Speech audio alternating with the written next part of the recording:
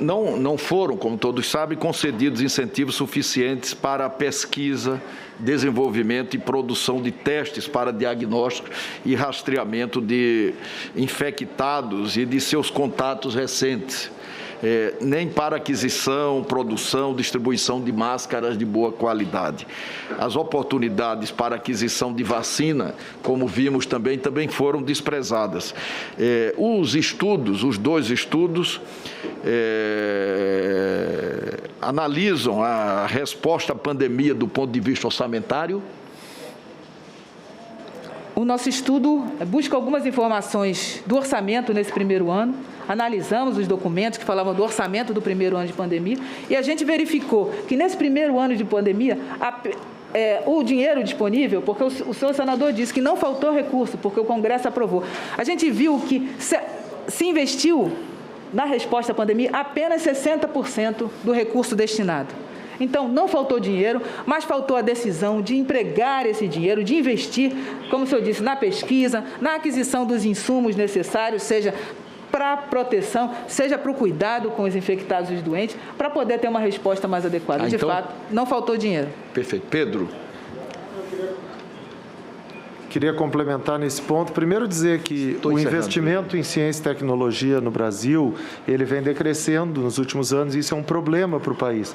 Tivesse o investimento em ciência e tecnologia sido mantido, nós teríamos laboratórios mais prontos para ter testes mais rapidamente, para desenvolver vacinas mais rapidamente. Então, tem uma questão aí que é estrutural, a ciência precisa de investimento e não é só no momento da pandemia. O nosso estudo não fez análise do orçamento, senador, mas o nosso estudo mostra que é necessário monitorar a pandemia no Brasil e, infelizmente, esta opção não foi feita. Então, o recurso para pesquisas de monitoramento da pandemia no Brasil teria sido extremamente importante para que a gente tivesse conseguido controlar a pandemia e ter menos mortes. Então, é uma oportunidade perdida, como muito bem disse a doutora Jurema. Eu vou fazer duas perguntas para que os dois respondam rapidamente. Em seguida, vou fazer uma pergunta em nome do senador Alessandro Vieira, que não pôde estar, infelizmente, hoje aqui, porque está em Sergipe. Qual é a responsabilidade do Ministério da Saúde em evitar mortes que poderiam ser salvas pela imunização? Ao não colocar em prática, ao não mover o Sistema Único de Saúde com o potencial de liderança, de indutor do sistema, de não fazer as previsões necessárias, ao não fazer os investimentos necessários, não há dúvida, senador, que o Ministério da Saúde falhou terrivelmente. Poderia ter sido diferente e segue falhando. Pedro? Concordo integralmente com a resposta da doutora Jurema. Essa responsabilidade, ela é, obviamente, do Ministério da Saúde, que é a instituição na nossa estrutura governamental responsável por lidar com a pandemia. Se estamos falando de mortes evitáveis, é porque alguém, evidentemente, não as evitou. Como o estudo, os dois estudos, aliás, pode ser usado para apurar essas responsabilidades e trazer justiça para as famílias das vítimas. Uma pergunta para os dois.